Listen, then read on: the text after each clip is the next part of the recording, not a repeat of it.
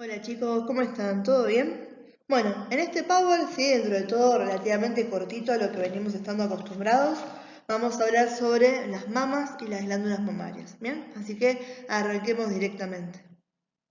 Bien, cuando hablamos de mamas, estamos hablando de estas estructuras superficiales que están protuyendo en la cara anterior de la pared torácica. Bien, hay algo que les tiene que quedar bien en claro. Tanto el hombre como la mujer tienen mamas y tienen glándulas mamarias, ¿sí? Los hombres también tienen glándulas mamarias y ahora vamos a ver qué puede pasar con eso y que incluso los hombres pueden tener cáncer de mama, ¿sí? Así que ojo con eso, que mucha gente por ahí yo se los comento y me miran como diciendo...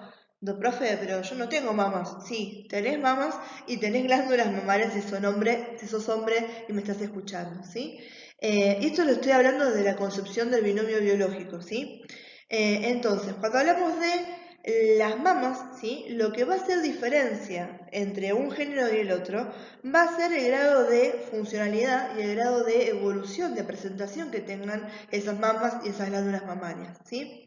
En las mujeres, ¿sí? Generalmente es donde van a estar bien desarrolladas porque en las mujeres van a cumplir una función accesoria a la reproducción. Esa función va a ser mantener vivo, ¿sí? Al producto de esa reproducción que van a ser los bebés, ¿sí? Las glándulas mamarias sirven para producir leche, leche que toma el bebé, ¿bien? En cambio en los hombres, ¿sí? Las glándulas mamarias son rudimentarias, o sea, tengo el principio, el esbozo de la glándula mamaria, pero son afuncionales, ¿sí? El hombre no puede producir leche como pueden producir las mujeres. Bien, voy a sacar mi puntero láser otra vez, creo que lo voy a dejar en pantalla por lo que es el resto de esta diapo, ¿sí? Las que vienen. Lo que estamos viendo acá, ¿sí? Es la anatomía mamaria masculina, ¿sí? Estamos viendo que estamos en la región anterior de la pared torácica, ¿sí? Fíjense que acá tenemos a los músculos, ¿sí? Este es el pectoral mayor y este es el pectoral menor, ¿bien? Y acá lo que tenemos es tejido brazo. En este tejido brazo está la glándula mamaria. La glándula mamaria involuciona hacia el tejido brazo, ¿sí? Y aunque no esté acá en el dibujo especificada, acá estaría la glándula mamaria masculina, ¿sí? También tienen areolas, que es esa zona pigmentada, ¿sí? En el centro, y el pezón, ¿sí? Y fíjense que acá nos marcan conductos. Esos conductos que son las fenestraciones que tiene el pezón, ¿sí? Si uno se aprieta el pezón, van a ver que tiene como un montón de, ¿sí? Para decirlo a lo bruto, cortajeaditas, ¿sí? Esos son las fenestraciones de los conductos, ¿sí? Galactóforos, que son los que van a transportar la leche desde la producción mamaria en los acinos hacia la salida en el pezón. Los hombres también tienen eso, ¿bien? Entonces, esto es lo que estamos viendo con respecto a la anatomía mamaria masculina. Bien, acá estás viendo en la fotito, ¿sí? El resultado de una patología que se llama ginecomastia, ¿sí? La ginecomastia es el agrandamiento patológico de las glándulas mamarias masculinas, ¿sí? Ya sea por presentación adiposa, ¿sí? Crecimiento adiposo, que es lo que le pasa a muchas personas que tienen obesidad, o directamente por un crecimiento patológico de la glándula en sí, ¿bien?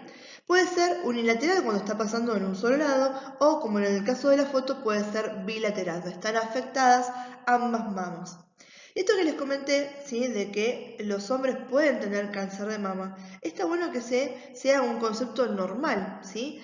Porque créanme que uno cuando está trabajando en el servicio de mamografía y de vez en cuando puede ser que les toque a un hombre, ¿sí? Lamentablemente se vive como con mucha vergüenza, como que es un ambiente que no está preparado para la presencia masculina, ¿sí? Siempre que hablamos de cáncer de mama estamos hablando de las mujeres, ¿sí? Y los hombres también pueden sufrir de esta patología. Acá tenemos algunos de los factores de riesgo, ¿sí? Edad avanzada, historia familiar de cáncer, ¿sí? En la familia, disfunción hepática, o sea que el hígado no esté cumpliendo con sus funciones normales, ocupación, exposición ocupacional al calor o a los campos magnéticos, ¿sí? Síndrome de Klinefelter, que es una alteración cromosómica, atrofia testicular, cáncer de próstata y antecedentes de radioterapia torácica. Bien, entonces todos estos pueden ser algunos factores que condicionan que el paciente pueda desarrollar cáncer de mama. Bien, lo que tenemos acá en pantalla es la estructura de la glándula mamaria femenina. Quédense tranquilos que esto lo vamos a ir desglosando más a profundidad porque justamente vamos a poner el enfoque en esta glándula femenina, ¿sí? Fíjense que la relación en la parte anterior de la pared torácica es la misma que teníamos con los hombres, ¿sí? Están apoyadas sobre el músculo pectoral mayor.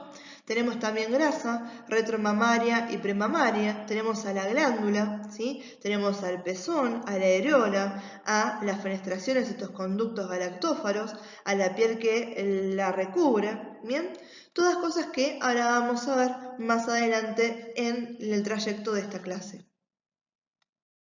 Bien, chicos, vamos a empezar con la ubicación, ¿sí? Esto me sirve también para recordarles lo bueno que está conocer las referencias topográficas, no solo al momento de ayudarnos en el posicionamiento de los pacientes, sino también para compartir un léxico, ¿sí? Hablar de tal manera que nos entendamos todos rápidamente, ¿sí? Vamos a dividir la ubicación en cuanto a su dirección lateral, o sea, transversal, y su dirección longitudinal o vertical, ¿sí? Entonces, transversalmente se van a dirigir desde el borde lateral del esternón hacia la línea medioaxilar, mientras que verticalmente se van a dirigir desde la segunda costilla hasta la sexta costilla, ¿sí? De la referencia que estuvimos usando hasta ahora con respecto al esternón, desde el ángulo de Lewis hasta aproximadamente un poquito por arriba de la apófisis sifoides, ¿bien?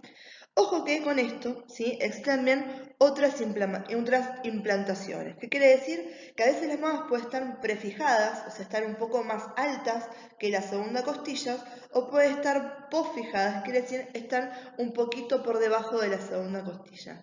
Por eso al momento de uno posicionar a la paciente para hacer una toma de mamografía, tiene que tener siempre cuidado que la mama no quede péndula, ¿sí? Y eso lo vamos a hacer con la mama de cada paciente, ¿sí? Y teniendo bien en cuenta dónde estamos viendo que está la implantación mamaria en cada persona en particular, ¿bien? Entonces, esta ubicación es la ubicación general, ¿sí? De lateral, ¿sí? Transversal, estamos viendo desde el esternón hasta la línea medioaxilar. Longitudinal, de la segunda costilla a la sexta costilla, teniendo en cuenta que hay posiciones que pueden ser posfijadas o prefijadas, ¿sí? Después de la segunda costilla o antes de la segunda costilla.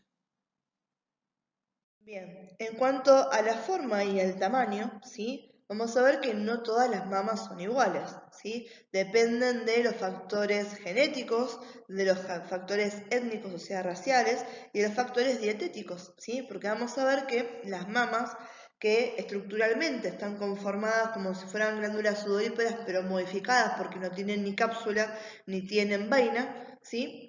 Van a tener proporciones variables de tejido adiposo y de tejido glandular, ¿sí? Entonces, ahí que va que las cuestiones dietéticas también influyen en esto, ¿sí? Porque hay tejido adiposo de por medio, ¿bien? Una cosa interesante es que hablamos que esas proporciones de tejido, ¿sí? Ya sea glandular o adiposo, van a depender, ¿sí? Van a variar de la vida de la paciente y sobre todo de la edad de la paciente, ¿sí? Se pueden distinguir por lo menos 4 densidades básicas de la progresión normal de la mama. Estamos hablando de la mama juvenil, ¿sí? Esa mama prepubescente, ¿sí? Estamos hablando de la mama adulta, cuando tenemos a partir de los 25 años a los 30 años en adelante. Estamos hablando de la mama involutiva, cuando empezamos ya 50, 50 y pico, 60 años, ¿sí? Y esa condición, que es la mama congestionada, estamos hablando de la mama en periodo de lactancia, ¿sí? Entonces, durante cada uno de estos periodos, yo voy a encontrar diferentes proporciones entre estos dos tejidos.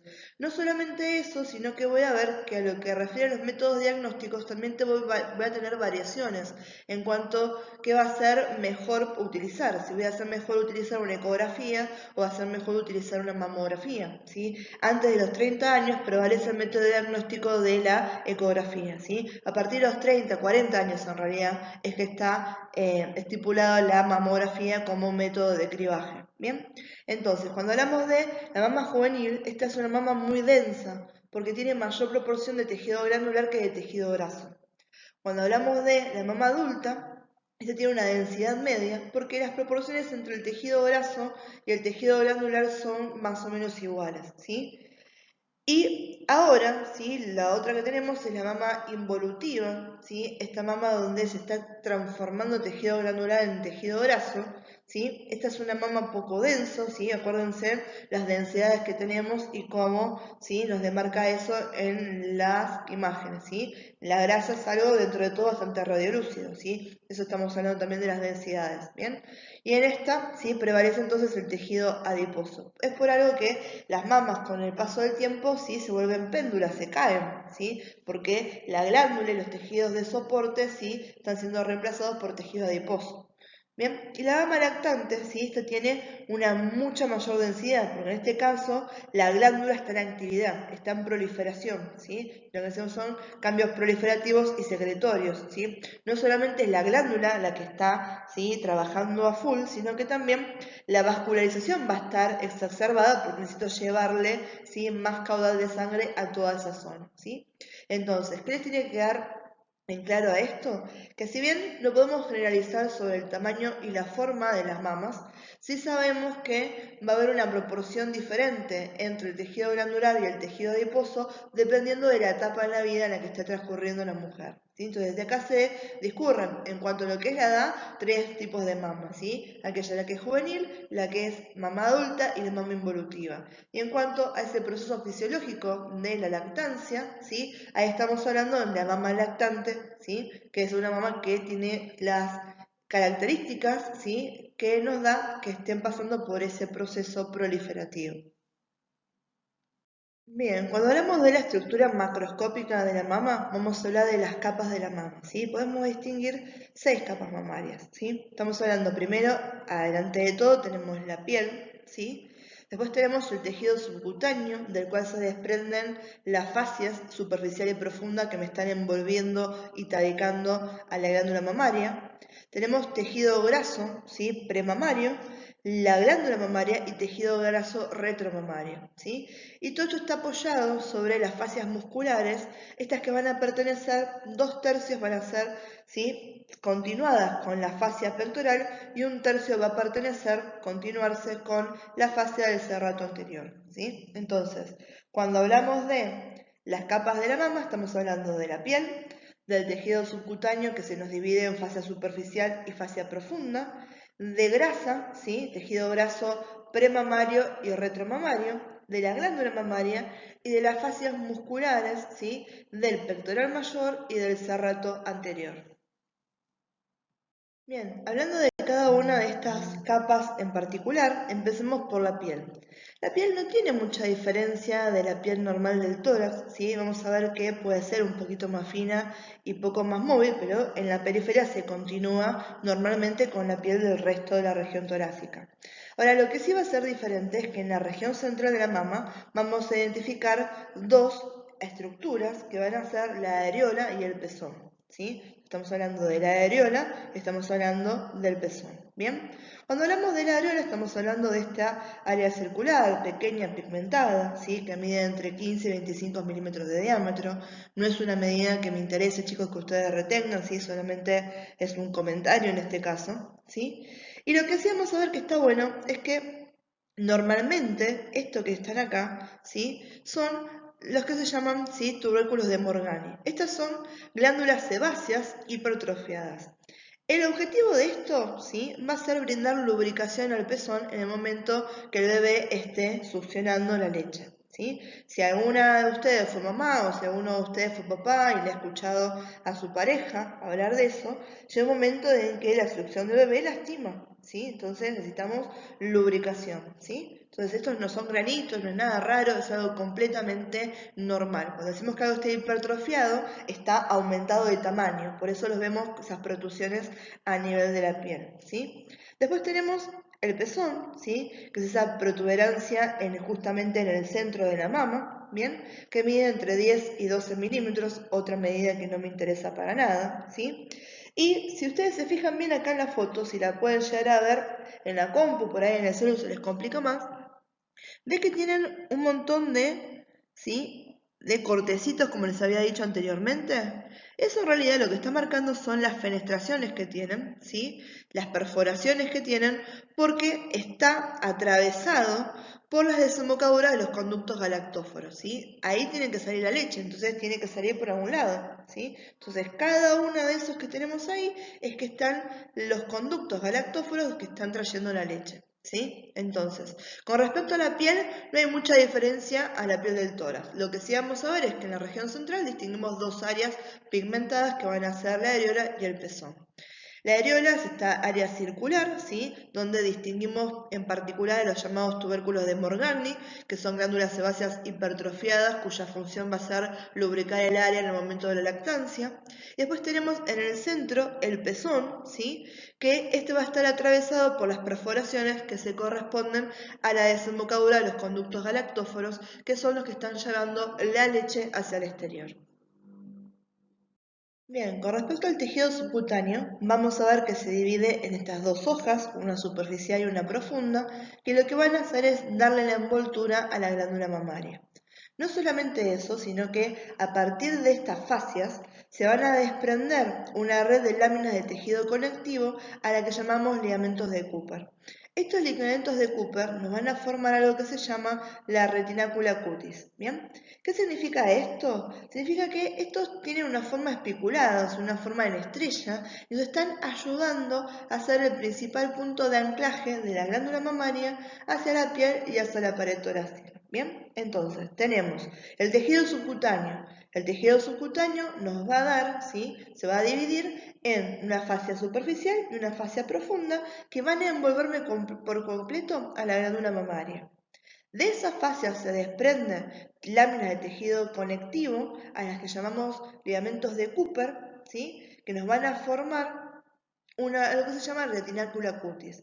Y su función, a partir de su morfología que me está tabicando la glándula además, es darle anclaje a la mama, ¿sí? A la glándula mamaria, a la piel y a la pared torácica. Cuando hablamos de la glándula mamaria y nos referimos a su morfología, vamos a decir que es irregularmente circular. El culpable de esta palabra irregular es el proceso axilar o llamado cola de Spencer, que es una pequeña parte de la glándula mamaria que va por el borde inferior del pectoral mayor hacia la fosa axilar. ¿Qué quiere decir esto? Que predominantemente la glándula mamaria está en una dirección anterior, ¿sí? Viene en la parte de adelante, pero parte de ella se ubica hacia el lateral y a profundidad hacia lo que es la fosa axilar. Por eso que el par radiológico en la mamografía es la craniocaudal, ¿sí? Y la medio oblicuo lateral. En la medio oblicuo lateral estamos apretando a 45 grados para que se dé una idea, ¿sí? Y lo que estamos enganchando ahí es bien justamente esta cola de Spencer, ¿bien?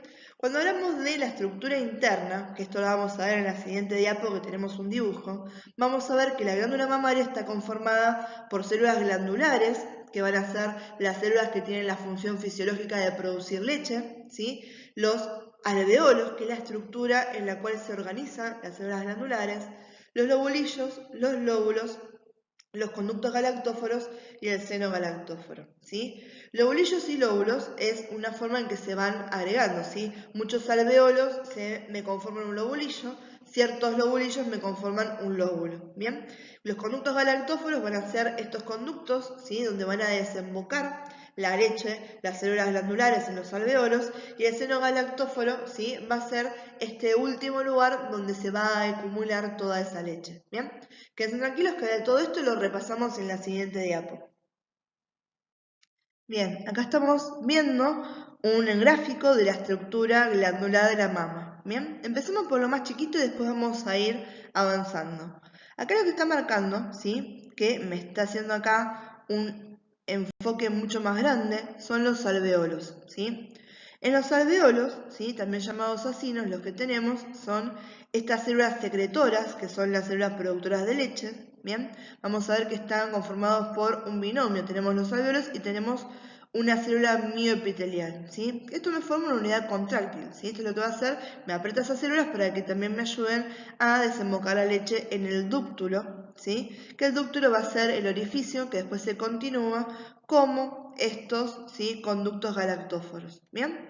Entonces vamos a ver que las células secretoras se van a disponer en unidades que se llaman alvéolos o acinos, ¿bien? Y en su interior vuelcan su contenido a los dúctulos que se continúan como los conductos galactóforos, ¿sí? Los conductos galactóforos van a desembocar en una estructura que me está recibiendo, ¿sí?, el producto de todos estos, al que se va a llamar seno galactóforo, que tiene su lugar inmediatamente por detrás del pezón y la abertura del pezón. ¿Bien?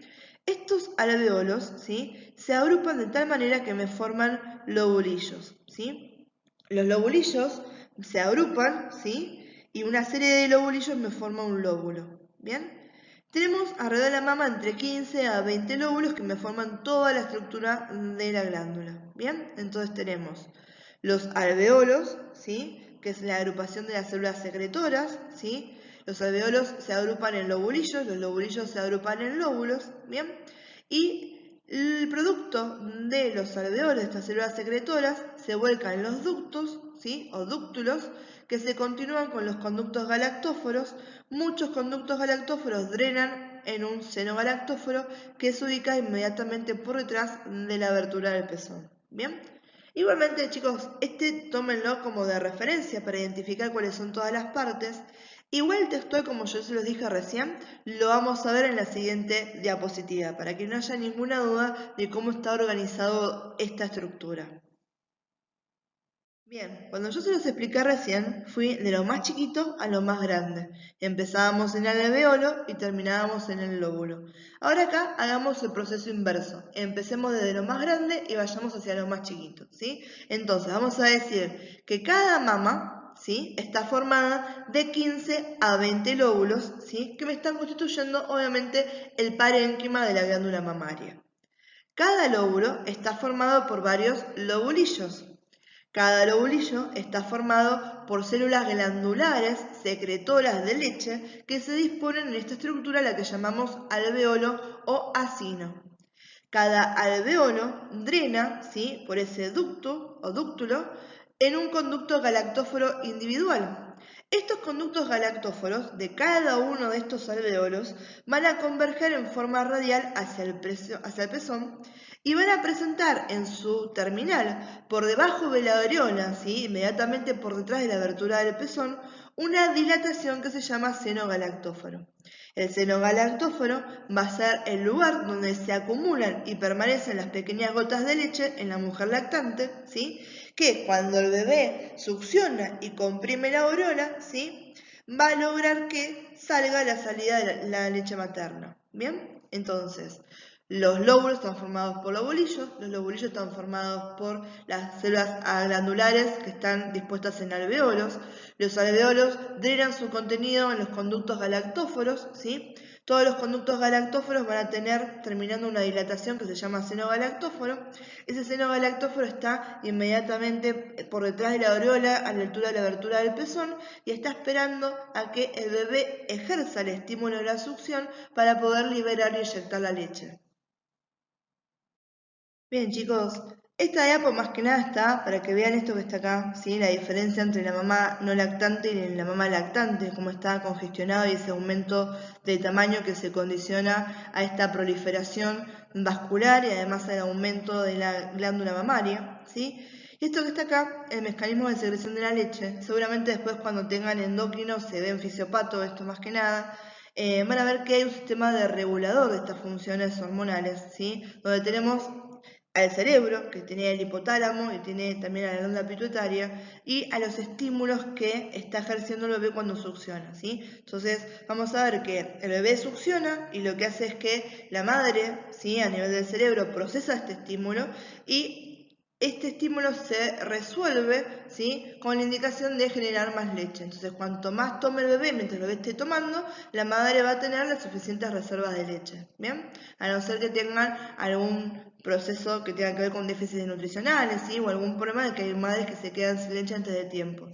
Pero en las condiciones óptimas, ¿sí?, este estímulo sería suficiente para siempre provocar, ¿sí?, esta reacción de eyección de la leche.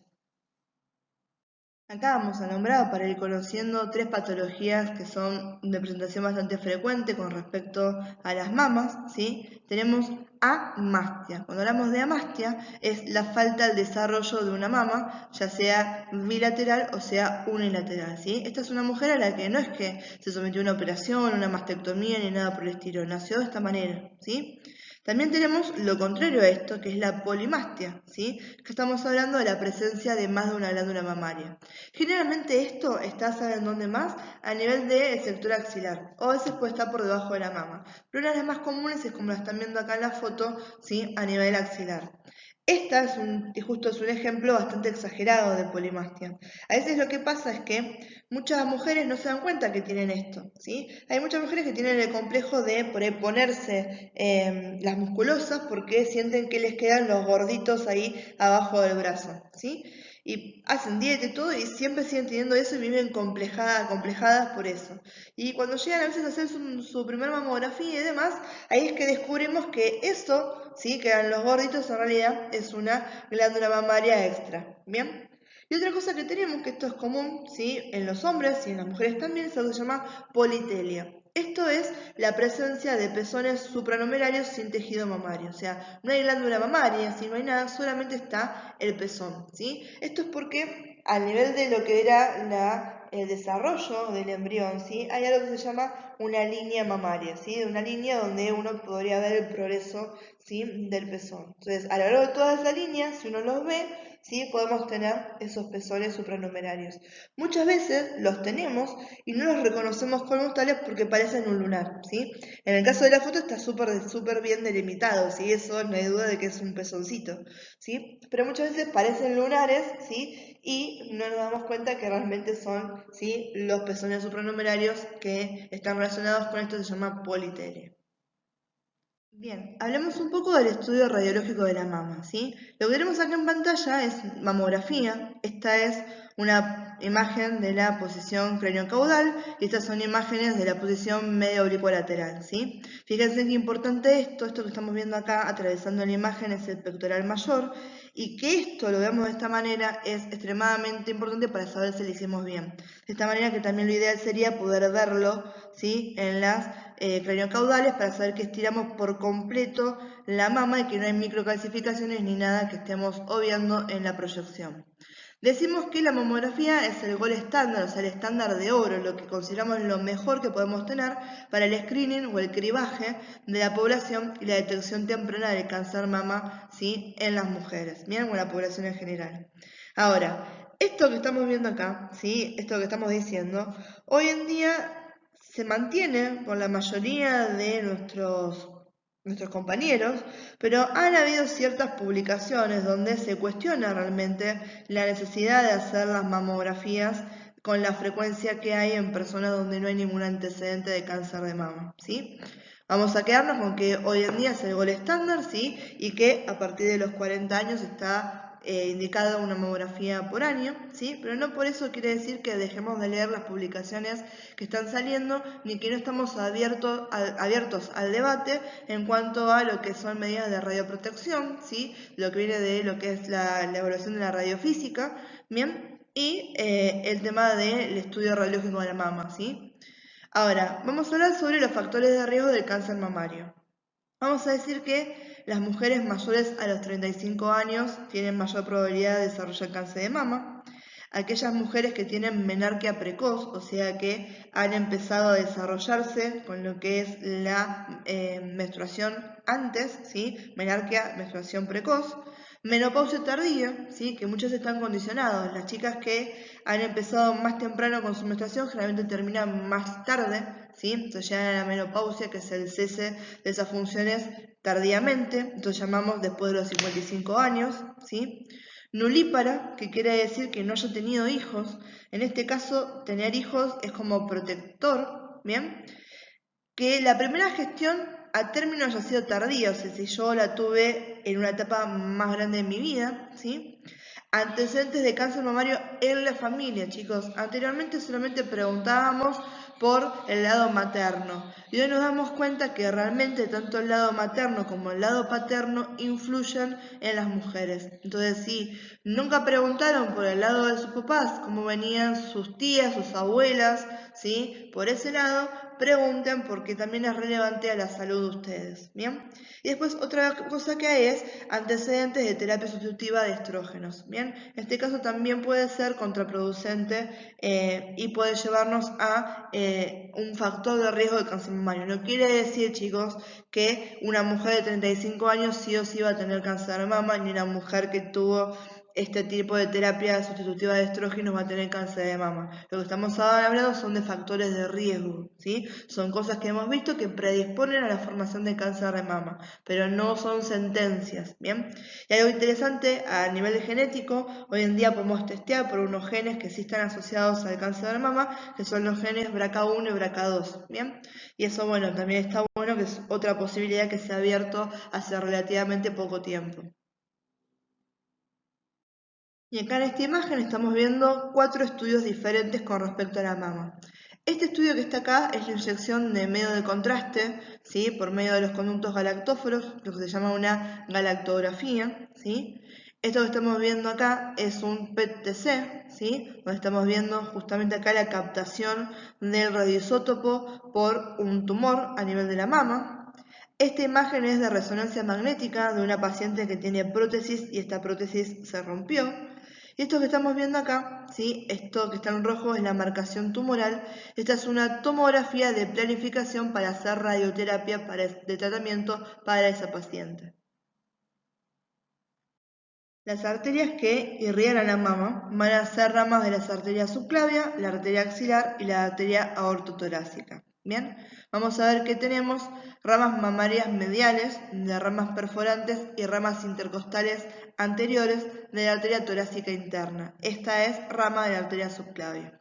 También tenemos a la arteria torácica lateral y a la arteria toracoacromial, que estas son ramas de la arteria axilar. Y por último, a las arterias intercostales posteriores, que me están irrigando del segundo al tercero al cuarto espacio intercostal, y son todas ramas de la aorta torácica. ¿Sí? Entonces, tenemos ramas de la arteria subclavia, de la arteria axilar y de la aorta torácica. Las más simples de acordarse, que no son todo el matete del primero, son arterias intercostales posteriores del segundo al cuarto espacio intercostal, arteria torácica lateral, arteria toracoacromial y ramas mamarias mediales de las ramas perforantes y ramas intercostales anteriores de la arteria torácica interna. ¿Bien? Acá en este gráfico les estamos viendo, acá tenemos el tronco toracoacromial, ¿sí? Fíjense ahí bien rama de la subclavia. Tenemos a la arteria torácica interna y sus ramas perforantes, a las ramas mamarias mediales, a la arteria torácica lateral, que es esta que está acá, ¿sí? Y a las arterias intercostales posteriores que habíamos nombrado. Cuando hablamos de drenaje venoso, sí, es más fácil porque tenemos 3 para acordarnos. Está formado por la vena axilar, por las venas torácicas internas y sus ramas perforantes, y de forma accesoria, las venas yugulares internas y superficiales del abdomen también están contribuyendo. Otra cosa que tenemos es que el drenaje de aquellas venas que se ubican por debajo del pezón y de la aureola van a formar un plexo venoso que se llama plexo venoso de Haller. ¿Bien? Yo sé que no está puesto acá en la diapo, pero yo siempre se los comento cuando les doy la clase.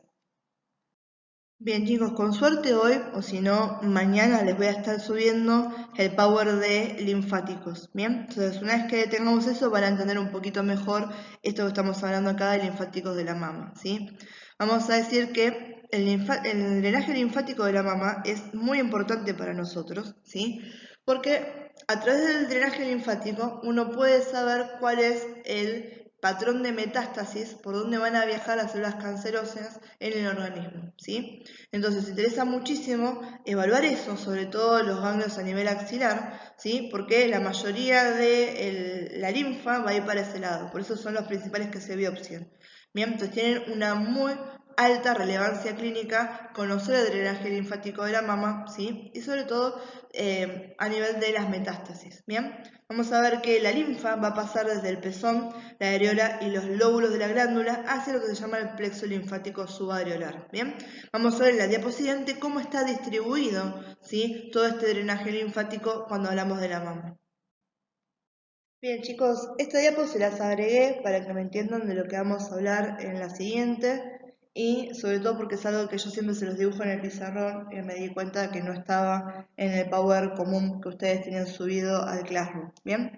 Entonces, a modo de identificar lesiones puntuales en la mama, ¿sí? Y referirnos a un área precisa de la mama, la podemos separar de dos maneras. Podemos separarla en cuadrantes, ¿sí? O sea, separamos en 4, ¿bien? Y nos va a marcar dos cuadrantes superiores y dos cuadrantes inferiores.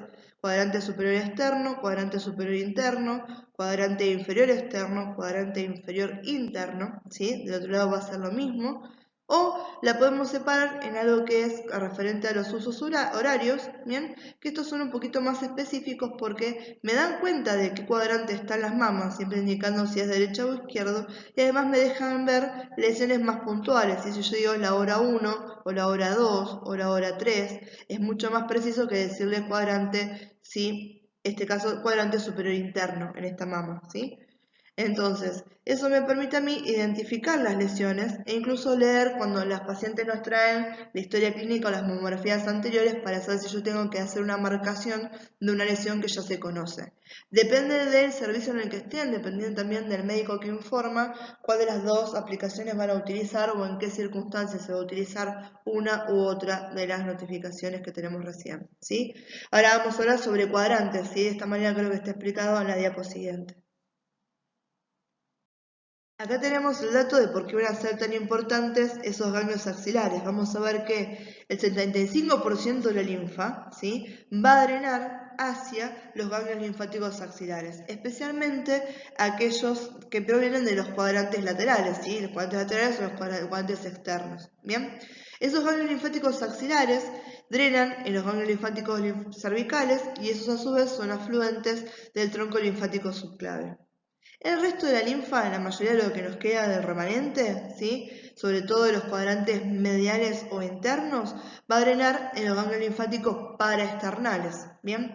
Que estos van a ser afluentes del tronco broncomediastínico. Y el resto que nos queda, ¿sí? Muy poquita de la linfa de los cuadrantes inferiores, ¿sí? Puede pasar a profundidad a los ganglios linfáticos abdominales. Pero acuérdense que el dato que me interesa que retengan es este. 75% de la linfa va a drenar hacia los ganglios axilares, ¿sí? Por eso es la relevancia clínica de esto. Yo ahí voy a poder ver qué está pasando a nivel de la mama, ¿sí? Voy a poder evaluar esa linfa, voy a poder estudiar esos ganglios y en base a eso sacar unas conclusiones sobre la mama en general.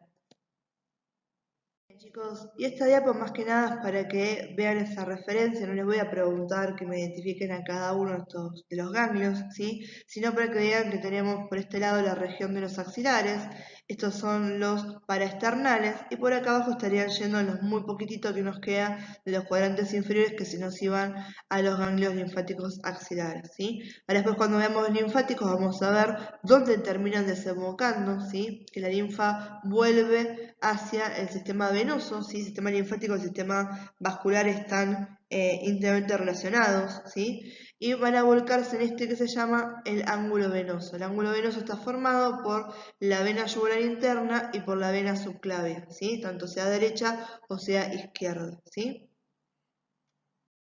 Bien chicos, terminamos con la anatomía mamaria. Como siempre, por favor, cualquiera de las dudas, ¿sí? No se me queden con algo sin entender. Aprovechen el Classroom, aprovechen el grupo de WhatsApp, el mail, todo lo que puedan para despejar dudas, ¿sí? Y acuérdense que tienen los parcelitos de repaso de toda esta unidad, ¿sí?